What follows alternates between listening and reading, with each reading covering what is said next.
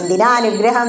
ഈ ശരീരത്തിൽ ഇരുന്നു കൊണ്ട് ആത്മാനുഭൂതി അനുഭവിക്കാന്ന, അതിനു വേണ്ടിയിട്ട് അനുഗ്രഹം. അല്ലാതെ ഇപ്പോൾ കൽപ്പാന്തം വരെ ഇവിടെ നമ്മളെ തറവാടും ഉണ്ടാവില്ല, ഈ ശരീരം ഉണ്ടാവില്ല, നമുക്ക് ഉറപ്പാണ്.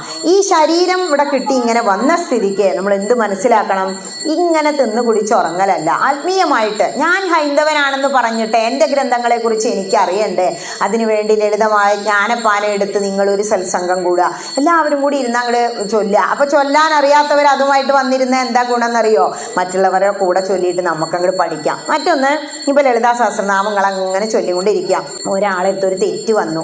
ഓം ശ്രീമാതാ ശ്രീ മഹാരാജ്ഞി ശ്രീമത് സിംഹാസനേശ്വരി ചിദഗ്നികുണ്ഡ സംഭൂത ദേവകാര്യ സമുദ്യക എന്നും പറഞ്ഞ് ഒരാളങ്ങോട്ട് തുടങ്ങുമ്പോൾ മറ്റേ ആള് ആദ്യമായിട്ട് വായിക്കുകയാണ് വെച്ചാൽ അങ്ങനെ തപ്പിത്തടഞ്ഞു വരും കൂടെ. പക്ഷെ അതിൽ നിങ്ങൾക്കൊരു ചുതി, ഒരു ദോഷം ഉണ്ടാവില്ല എന്നാ.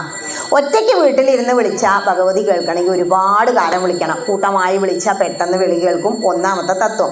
രണ്ടാമത്, നിങ്ങൾ ഒന്നിച്ചിരുന്ന് ഇങ്ങനെ ഒരു പാരായണം നടത്തുമ്പോൾ അതിലൊരു തെറ്റ് വന്നാൽ അത് ശരിയായിട്ട് ഒരാൾ ചൊല്ലിയാൽ മതി, ആ പാപം അവിടെ തീർന്നു. അപ്പോൾ കൂട്ടായ്മയുടെ ഗുണം മനസ്സിലായില്ലേ?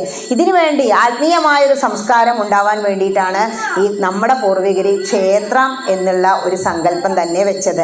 എല്ലാ ക്ഷയങ്ങളും മാറ്റാൻ വേണ്ടി നമ്മൾ ഒരുപാട് വഴിപാടുകൾ കഴിക്കും. പക്ഷേ നമ്മളുടെ ആത്മീയമായ ച്യുതികളെ നീക്കം ചെയ്ത് നമ്മുടെ മനസ്സിനെ ഉണർത്താൻ, മനസ്സിനെ ഉയർത്താൻ നമ്മൾ എന്ത് ചെയ്യണം? ഗ്രന്ഥങ്ങൾ തുറന്നേ പറ്റൂ.